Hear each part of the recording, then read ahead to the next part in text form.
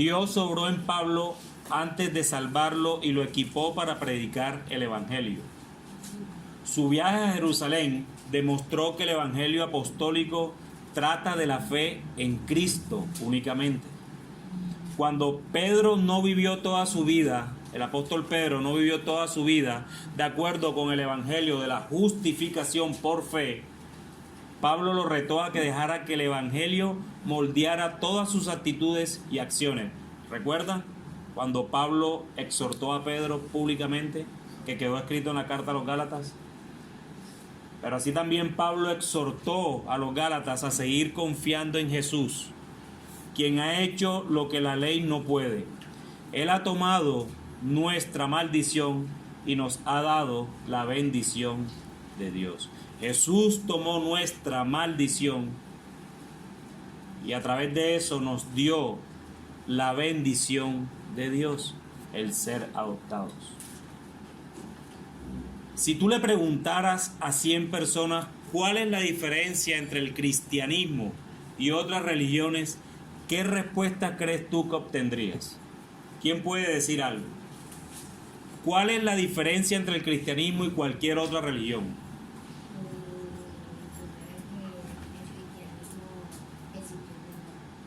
El cristianismo existió primero. Puede ser. Hay que ser buenas personas para ir al cielo. Que hay que ser buenas personas para ir al cielo. Eso lo dicen las otras religiones, ¿no? ¿Y el cristianismo qué dice? Que la obra ya la hizo Cristo. Amén. ¿Quién más? Miren, el cristianismo puede decir la salvación por gracia, ¿cierto? Otras religiones hablan de una salvación por obras. El cristianismo dice que Jesús resucitó.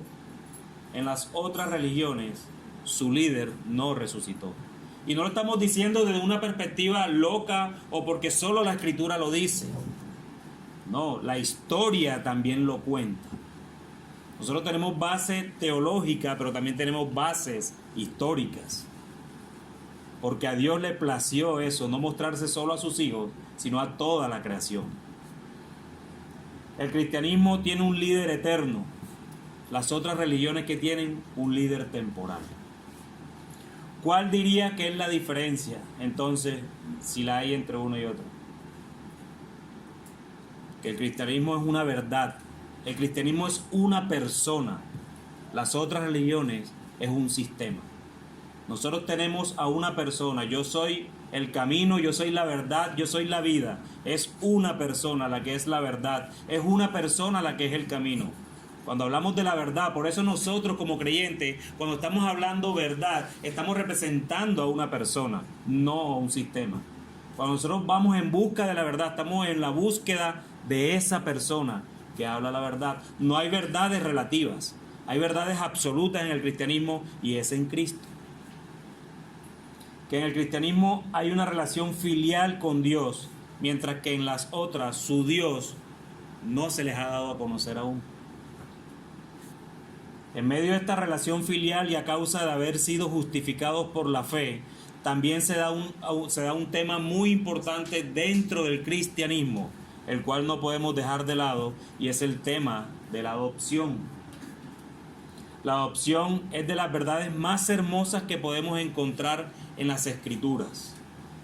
Y es el tema que comenzamos hoy y que estaremos dando durante estos 3 jueves, como se los dije al inicio.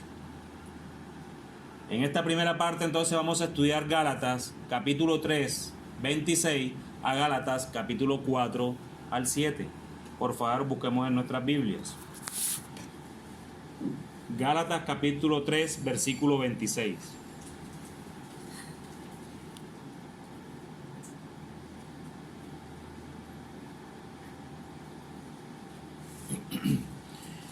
Dice así la palabra de Dios: pues todos sois hijos de Dios por la fe en Cristo Jesús. Acuérdense que Dios, Pablo aquí les está escribiendo a los Gálatas. Porque si comenzamos desde aquí, cualquiera podría pensar, viste, todos somos hijos de Dios. No, hay que entender de que Pablo ya viene con una idea, ya viene con un pensamiento desde el capítulo 1. Entonces comienza en el 26, pues todos sois hijos de Dios por la fe en Cristo Jesús. porque todos los que habéis sido bautizados en Cristo, de Cristo estáis revestidos. Ya no hay judío ni griego, no hay esclavo ni libre, no hay varón ni mujer, porque todos vosotros sois uno en Cristo. Y si vosotros sois de Cristo, ciertamente linaje de Abraham sois, y herederos según la promesa. Pero también digo, entre tanto que el heredero es niño, en nada difiere del esclavo, aunque es señor de todo, sino que está bajo tutores y curadores hasta el tiempo señalado por el Padre. Así también nosotros, cuando éramos niños, estábamos en esclavitud bajo los rudimentos del mundo. Pero cuando vino el cumplimiento del tiempo, Dios envió a su Hijo, nacido de mujer y nacido bajo la ley, para que redimiese a los que estaban bajo la ley, a fin de que recibiésemos la adopción de hijos. Y por cuanto sois hijos, Dios envió a vuestros corazones el espíritu de su Hijo, el cual clama, Abba, Padre. Así que ya no eres esclavo, sino hijo, y si hijo, también heredero de Dios por medio de Cristo. Hermanos, hemos llegado al punto culminante de todo lo que Pablo ha dicho hasta aquí. De hecho, hemos llegado al punto culminante del Evangelio. La noción de que somos hijos de Dios, sus propios hijos e hijas, es la causa principal de la vida cristiana. Nuestra filiación a Dios es la cúspide de la creación y la meta de la redención. La meta de la redención, ¿cuál es? Hacernos hijos. Antes de que Cristo llegara, ¿qué éramos? Enemigos del Padre. Cristo vino, cumplió como debía cumplir, como nosotros teníamos que cumplir y que no pudimos, y luego murió como nosotros merecíamos morir, pero que Él no lo permitió por su misericordia. Y ahora, gracias a ese sacrificio perfecto, gracias a que resucitó, entonces ahora somos llamados hijos. Esa es la cúspide de la redención. Somos hijos. Si queremos entender por qué ser cristiano es un privilegio, tenemos que entender y apreciar la adopción divina. Si Jesús, como la descendencia, como habla el versículo 19 del capítulo 3, obtiene todas las bendiciones que se le prometieron a Abraham, entonces cualquiera que pertenezca a Cristo por medio de la fe automáticamente se vuelve un heredero de la misma promesa hecha a Abraham. ¿Cómo nos llega esta herencia entonces? Por medio del Hijo llegamos a ser hijos de Dios legalmente. Por medio del Hijo llegamos a ser hijos de Dios legalmente. Y recibimos un nuevo estatus. Y por medio del Espíritu llegamos a ser hijos de Dios experiencialmente. Hijos de Dios legalmente, hijos de Dios experiencialmente. Cristo cumple con la parte legal, el Espíritu cumple con la parte de las experiencias, de las emociones. Nosotros no podemos desligar las emociones del cristianismo. Mi hermano, Dios es un Dios de emociones. ¿O fue que Jesús no lloró? Dice la Escritura. Jesús es Dios. Dios ama. Así igual nosotros. Entonces, quiero que les quede esto en la cabeza y lo mantengan allí siempre. Jesús nos declara hijos legalmente. El Espíritu, su Espíritu, nos declara hijos experiencialmente. De esto tratan estos versículos que acabamos de leer. Pero entonces comencemos con el método inductivo que hemos venido haciendo desde la primera clase. ¿Quién es hijo de Dios y por qué? ¿Quién es hijo de Dios y por qué? Hagámosle preguntas al texto, al versículo 26 y al versículo 27. Todos los creyentes por la fe en Cristo, porque somos bautizados en Cristo y somos revestidos en Él. El corazón de la vida cristiana es: todos ustedes son hijos de Dios, ya somos hijos. No es algo a lo que estamos aspirando, no es algo que pasará en un futuro, es algo que ya tenemos en nuestro presente como creyentes. Pero hay que dejar claro que esta filiación no es un hecho universal, como lo dije ahorita. No somos hijos de Dios de alguna manera general en virtud de haber sido creados por Él. No. Sí hay un sentir de que todos los seres humanos son descendencia de Dios, porque todos han sido creados por Él. Todos somos criaturas, pero no todos son hijos. Yo sí digo son hijos. Todos somos criaturas, pero no todos son hijos. Pero aquí Pablo está hablando de una relación mucho más profunda. Esta relación viene por medio de la fe en Jesucristo. Solo somos sus hijos cuando tenemos fe en el Hijo. Y eso es importante que lo tengan en sus mentes. Es por medio de la fe que Dios nos adopta. Pero Pablo les dice a los Gálatas que también son revestidos en Cristo. Es como si Cristo fuera un vestido para nosotros, y ese concepto implica 4 cosas asombrosas. La primera, nuestra identidad principal está en Cristo. Miren lo que dice el texto. El texto dice allí, de Cristo estáis revestidos, el versículo 27. ¿Cierto? Al final del versículo 27. Pero ¿qué significa ese revestimiento? Pablo dice que es un vestido y nos muestra estos 4 asombros. Nuestra identidad principal está en Cristo. Qué hermosura, qué belleza. Tu identidad no está en ti mismo. Tu identidad no está en tu esposa o en tu esposo. Tu identidad no está en tu padre. Yo quiero ser como mi padre. No, tu identidad debe estar en Cristo. Y es en Cristo en donde debemos estar siempre. Y lo digo porque muchas veces, cuando el mundo habla de nosotros, ¿qué tiende a hacer el creyente? A molestarse, ¿cierto? Y cuando otro hermano habla de ti, te molestas. ¿Pero por qué? Porque no has entendido que tu identidad no está en lo que el mundo dice bien o mal de ti. Tu identidad no depende de lo bueno que hablen de ti. Tu identidad depende solamente es de Cristo. Nuestra identidad está solo en Él. Por eso es nuestro vestido.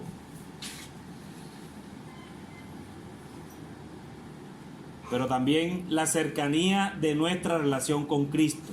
Tu ropa se mantiene muy cerca de ti, ¿cierto? ¿Quién no tiene ropa aquí? La ropa es una cercanía al ser humano, a los hijos de Dios también. En cada momento tenemos ropa puesta. Vas a todos lados con ropa. Entonces esta relación es de dependencia a Él, porque estamos revestidos en Él. Nosotros no nos ponemos este vestido solo para venir acá a congregarnos, no. Este vestido debe estar puesto siempre. En la iglesia, fuera de ella, en tu trabajo, en tu casa, en donde estés.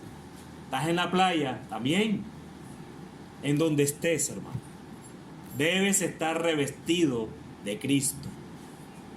En tercer lugar, la imitación de Cristo.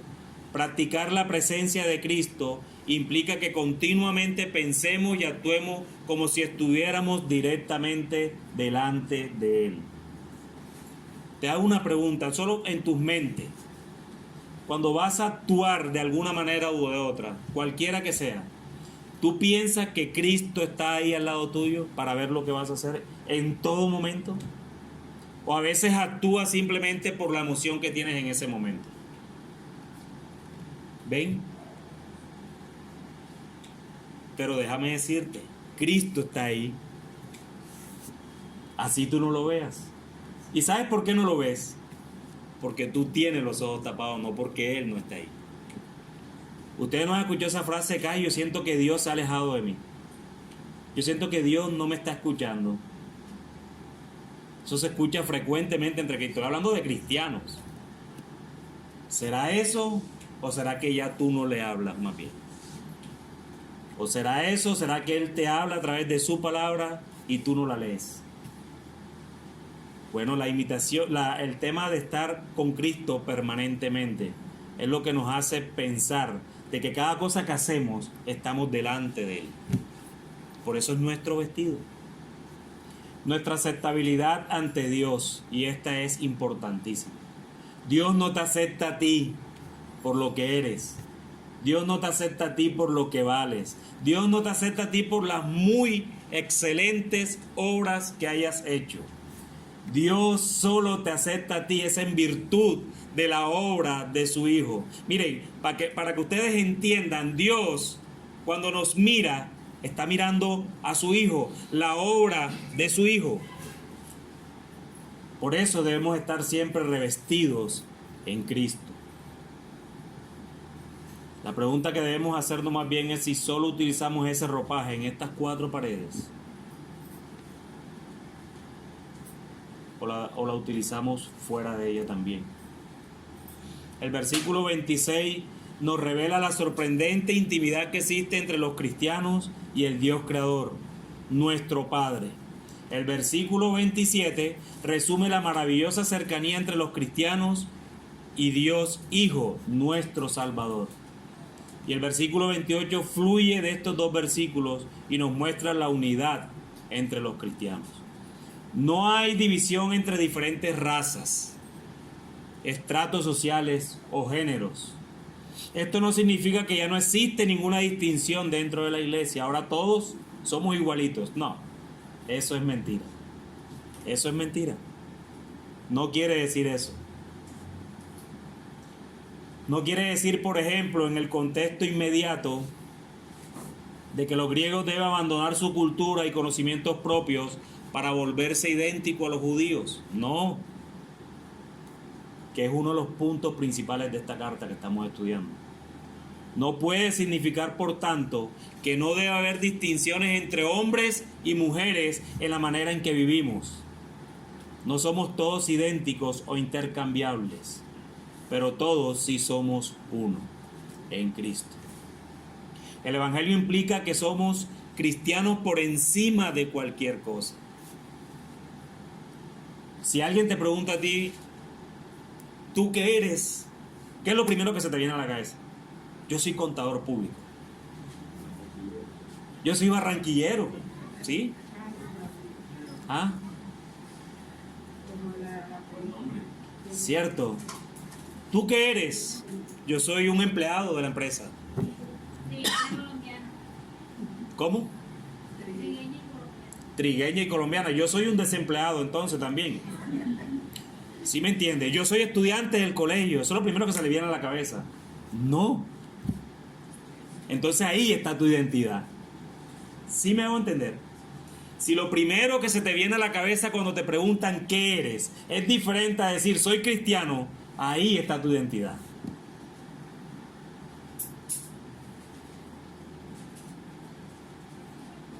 El Evangelio implica que somos cristianos por encima de cualquier otro rol en nuestra vida. Antes de ser padre incluso, antes de ser esposos, antes de ser hijos, antes de ser primo, trabajador, jefe, como lo llamen, primero somos cristianos. Y ahí está nuestra identidad. Ahí debe estar nuestra identidad. Entonces Pablo se percata en el versículo 28 de por lo menos 3 barreras que hay allí. La primera, la barrera cultural. Ni judío ni griego. Esa es la barrera cultural. Y era uno de los problemas radicales de esa carta. No hay ni judío ni griego. La segunda barrera es la de clase social. No hay ni esclavo ni libre, dice en el versículo 28.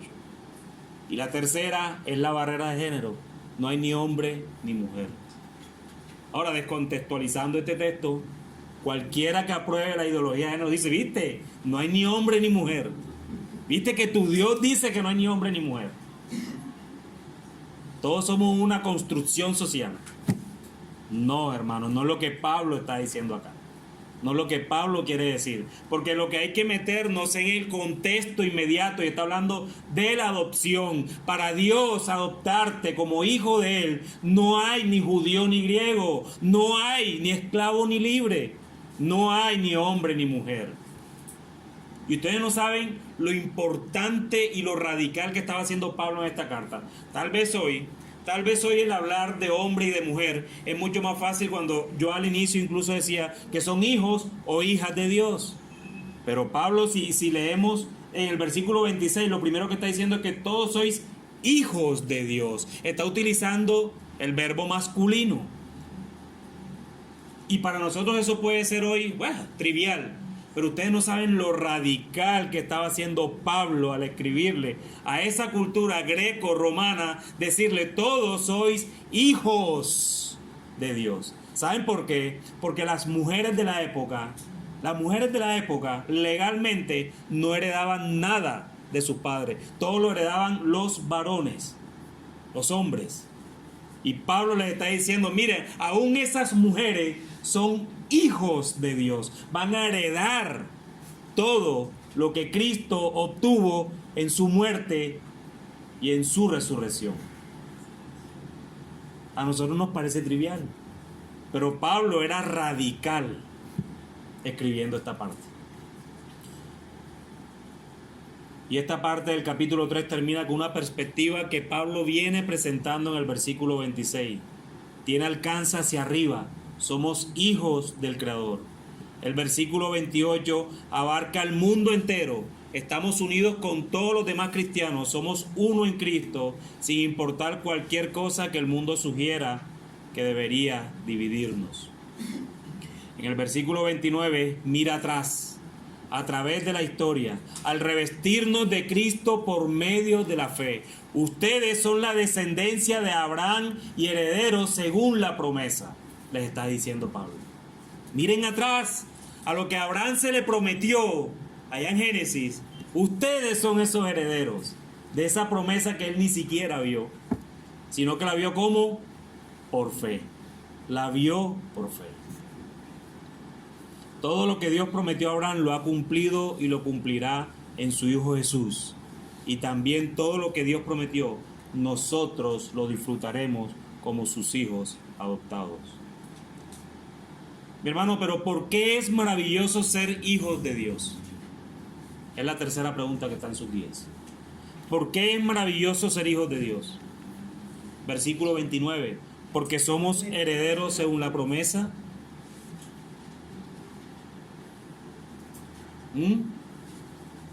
Tal vez en el capítulo 4 comienza a darnos luz también, como porque siendo niños aún éramos señor de todo. Éramos herederos, solo que nosotros no lo sabíamos. Siendo niños éramos señor de todo, porque fuimos redimidos los que estábamos bajo la ley, porque somos adoptados por Él. O porque tenemos también el espíritu de su Hijo. Miren todo lo maravilloso de ser hijos de Dios. Las grandes verdades del capítulo 3, del 26 al 29, se extienden hacia arriba, hacia afuera y hacia atrás, como se lo acabé de decir. ¿Cierto? Hacia arriba al Dios creador. Hacia afuera al mundo, soy heredero. Y hacia atrás a las promesas que se le habían hecho a Abraham. Nos tomará una vida valorarlas, hermanos, y nos dan una eternidad para disfrutarlas.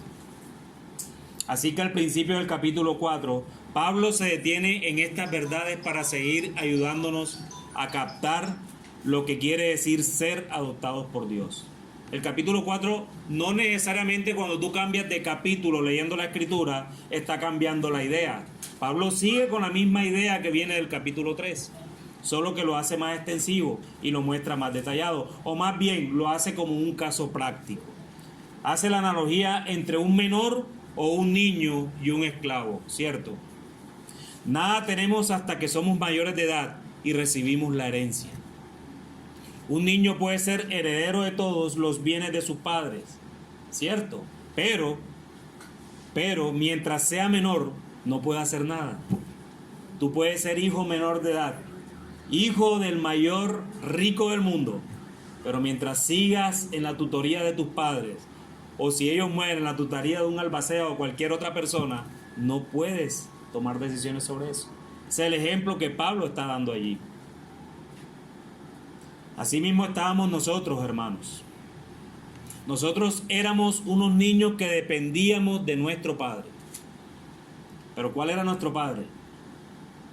¿Cuál era nuestro padre en ese momento? La ley.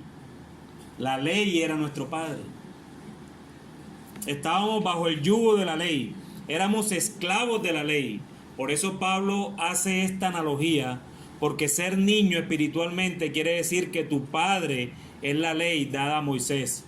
Y si no la conocías, entonces era tu propio estándar, las obras de la ley que por naturaleza haces.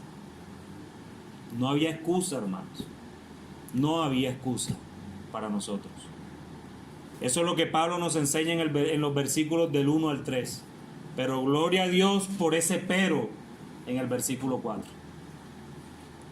Hay unos peros que son tan gloriosos.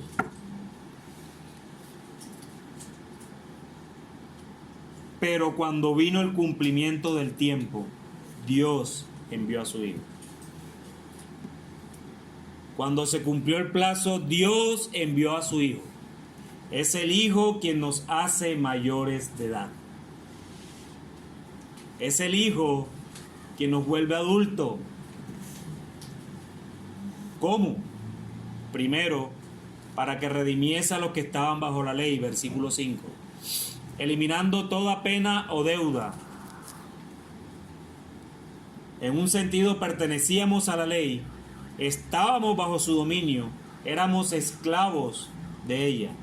Estábamos obligados a guardarla, pero no podíamos. No pudimos guardarla. No pudimos. Y en segundo lugar, Jesús procura para nosotros la adopción de hijos. Es decir, por medio de Cristo recibimos literalmente la filiación con el Padre. Este es un término legal, como se los dije al inicio. Si un hombre rico decide adoptar a un esclavo, este recibe todos los privilegios de ser hijo de ese rico, de ese hombre rico. Si cualquier rico quiere adoptar a un esclavo, le da su apellido legalmente, cuando esa persona muera, él heredará todo lo de esa persona. Este recibe todos los privilegios como si fuera un hijo natural. Este es el impacto que debe tener en este texto en nuestras almas. Pasamos de ser esclavos a ser hijos de Dios en virtud de su Hijo, en virtud de la obra de Cristo. Nosotros pasamos de ser esclavos a ser hijos. Llevemos a nuestras mentes a la época de Pablo, cuando se escribía la carta. Pablo les está diciendo a los Gálatas que eran un mercado de esclavos. Y cuando Jesús vino, los redimió y a una antigua familia rica para que puedan captar el concepto de filiación. A veces solo pensamos en la transferencia de nuestros pecados a Cristo, pero no pensamos en la transferencia de Cristo a nosotros de hacernos hijos de Dios y por lo tanto de disfrutar de todos los derechos que tenemos como tal. Cuando nosotros pensamos en Cristo y en su obra, por lo general casi siempre se nos viene solo la figura de que Cristo pagó por mis pecados. Yo le transferí mis pecados a Cristo. Bueno, Dios cogió mis pecados y se los imputó a su Hijo. Normalmente nos quedamos ahí. Pero no recordamos que Él, Dios el Padre, al imputarnos la justicia del Hijo a nosotros, nos hace herederos de todas las cosas que el mismo Hijo tiene derecho. A menos que recordemos esto, hermanos, estaremos ansiosos y desesperados cuando pequemos o fallemos. Pensaremos que nuestra pizarra se ha hecho borrón y cuenta nueva nada más. Pero ahora nos toca a nosotros escribir en esa pizarra para que Dios nos ame y nos acepte. Listo, sí, el Señor dio su vida. Mis pecados fueron perdonados en Dios. Pero ya, aquí se acabó la historia, ahora me toca a mí esforzarme por eso. No, nos quedamos ahí. Si recordamos solo la mitad de ese versículo 5, nos quedamos ahí. Pero en nuestra pizarra se ha hecho borrón y cuenta nueva, y Jesús ha escrito su justicia en ella. Nuestra herencia no es un premio que se tenga que ganar. Es un regalo de Cristo. Bendito sea nuestro Señor. Él no solo nos salvó, sino que nos dio una herencia.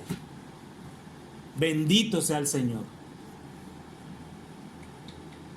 Y esto tiene que ver con la pregunta que ustedes tienen allí en sus guías. ¿Cuál es la conexión entre la obra del Hijo y la obra del Espíritu? ¿Qué dicen ustedes? ¿Cuál es la conexión entre la obra del Hijo y la obra del Espíritu del que nos habla los versículos del 4 al 7? ¿Qué conexión hay allí? Yo lo dije al principio. ¿No recuerdan?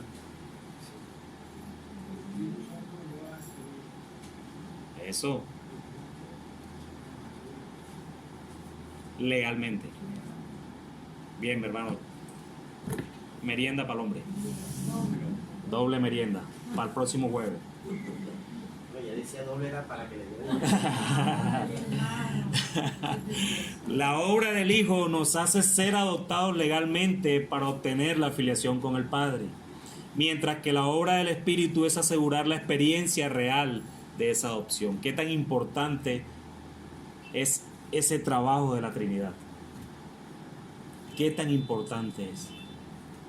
En el versículo 6, Dios ha enviado el Espíritu, va en paralelo con el versículo 4, Dios envió su Hijo. Esto no es como la obra del Hijo. La obra del Hijo nos trae una condición legal objetiva, que es nuestra. La obra del Hijo se dio. Y eso es objetivo. Se dio y es indiferente a lo que tú puedas estar pensando aquí. Ya esa obra se dio. Eso es al igual que la justificación. Yo le hablaba de la justificación la clase pasada.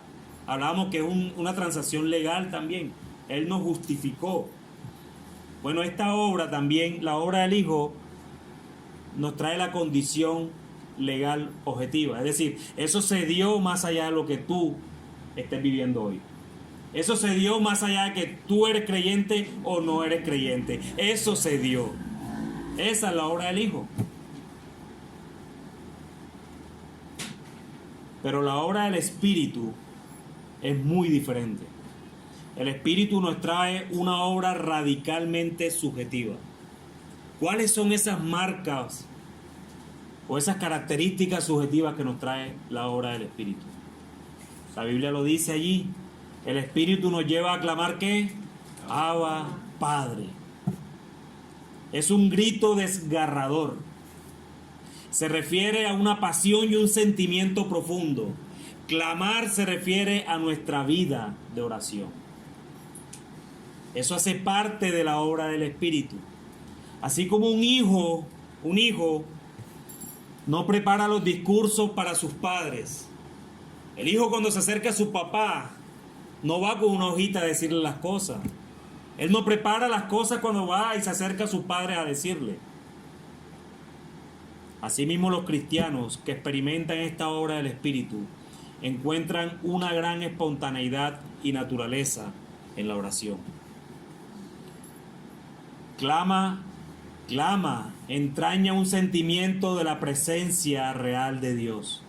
Así como un hijo automáticamente clama a su padre por un problema o una pregunta, o una ayuda, una guía. Así los cristianos que experimentan la obra del Espíritu sienten la extraordinaria realidad de la cercanía de Dios. El estar revestidos de Cristo, se los dije, es estar caminando con Él. Abba connota una confianza en el amor y una seguridad en ser recibido. Como un niño pequeño simplemente supone que su padre lo ama y está ahí para él. Yo nunca he visto un niño pequeño pensando, ¿será que voy si mi papá me ama o no me ama? No, ellos se acercan a sus padres porque saben que su papá lo ama. Tienen esa relación y esa confianza en que su papá lo ama. y nunca duda de la seguridad y la sinceridad de los fuertes brazos de su papá. Así los cristianos pueden tener una audacia y una seguridad enorme de que Dios nos ama para siempre. Mi hermano, no depende de lo que tú hagas o no hagas. Eso no depende del amor de Dios. El amor de Dios no depende de tu comportamiento, no. Recuerden que tenemos un Dios, un Padre inmutable, un Padre que no cambia, más allá de lo que tú hagas. Imagínate si Dios el Padre actuara como nosotros actuamos. Hoy no te hablo. Hoy estoy bravo contigo porque hiciste esto, porque hiciste lo otro. ¿Usted se imagina un Dios así? ¿Quién tuviera seguridad de su salvación? Nadie. A nosotros lo que nos da la seguridad de nuestra salvación, de que somos hijos de Dios, no es lo que nosotros hacemos. Lo que a mí me da la seguridad de que soy hijo de Dios es lo que Él es. Es lo que Él es, lo que Él representa, lo que Él nos muestra a través de su Escritura. No podemos desprendernos de esa verdad. Desprendernos de esa verdad te va a llevar a estresarte porque crees que tienes que hacer las cosas perfectamente, pero claro que las tienes que hacer. Eso no quita la responsabilidad. Pero descansas en Él, no descansas en lo que estás haciendo. No encuentras tu identidad en lo que haces por Él. Tu identidad está en Él y Él es el que te hace hacer lo que haces. Es en Él donde descansamos. La obra del Hijo se lleva a cabo externamente en nosotros y es algo que podemos tener sin sentirlo.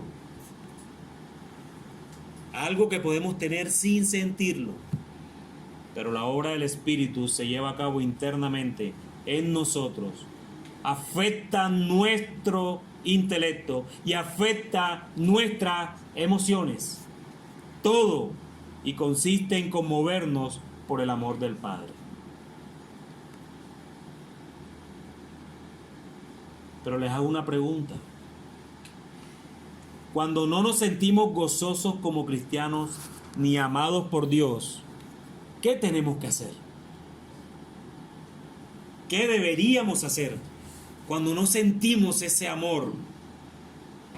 Cuando creemos y decimos que yo siento que Dios no me ama. Hermanos, debemos recordar todas las verdades del Evangelio. Que Cristo vino a este mundo y gracias a su obra perfecta fuimos aceptados delante del Padre. El Padre nos ve como si fuésemos su Hijo. Por tanto, fuimos justificados y adoptados y eso nos debe devolver el gozo. Mi hermano, debemos predicarnos el Evangelio todos los días. Debemos predicarnos el Evangelio todos los días porque todos los días necesitamos del Evangelio. Todo tiempo, en todo lugar, en todo momento, en cada situación que vivimos. No es predicar nada más aquí los jueves o los domingos, no. El Evangelio nos lo tenemos que predicar todos los días porque allí recordamos todas las verdades que Cristo ha hecho por nosotros. Y si eso no te devuelve el gozo, hermano, créeme que no sé qué te lo puede devolver.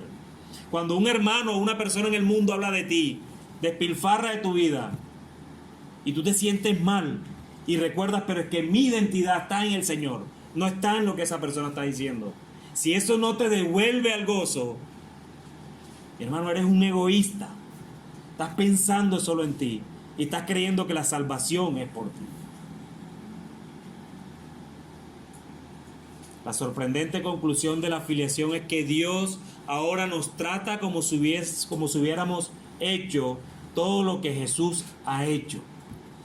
Dios te trata a ti, mi hermano, como a su Hijo, como Jesús. ¿O no fue que Jesús rasgó el velo que dividía la presencia de Dios en tu vida? Nos podemos acercar a Dios como si fuéramos fieles, como si fueran hermosos, como si ustedes fueran unos héroes porque hicieron todo perfectamente. Así nos podemos acercar a nuestro Padre, porque Él ve a su Hijo, Él ve la obra de su Hijo. Somos herederos con Él.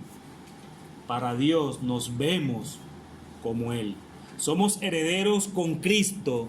Dios nos ve como a Cristo. Mi hermano, ¿y cómo te hace sentir eso a ti? ¿Qué sientes tú cuando escuchas o cuando tú lees en la Escritura todas estas verdades? Tal vez te asombras, tal vez te gozas.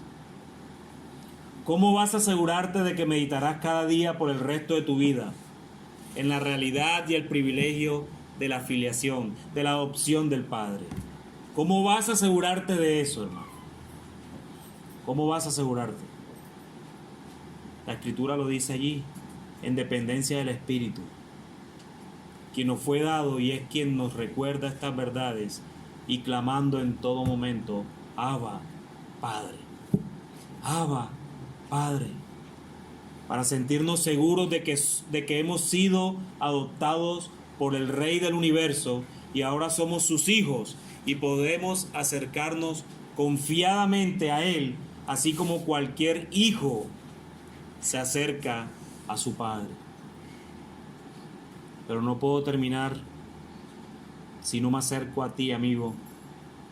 Si de pronto aquí hay una persona que no conoce de Cristo, tengo que decirte con profundo dolor que tú no eres hijo, tú eres criatura.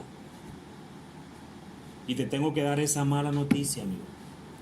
Tú no eres hijo, tú eres una criatura. Pero te tengo una buena noticia, y es que todavía estás a tiempo de correr a los pies de Cristo. Todavía estás a tiempo de correr a los pies de nuestro Señor. Y sabes una cosa, la Biblia dice que Él no rechaza ni un corazón arrepentido. Así que mi ruego esta noche, querido amigo, si estás aquí, o cualquiera que haya pensado que es creyente toda su vida incluso, si estás aquí y tu vida está sin Cristo, arrepiéntete de tus pecados y corre confiadamente a ese Hijo, a los pies de Cristo. Y te aseguro hoy mismo que tú serás adoptado por el Padre. Corre. Amén.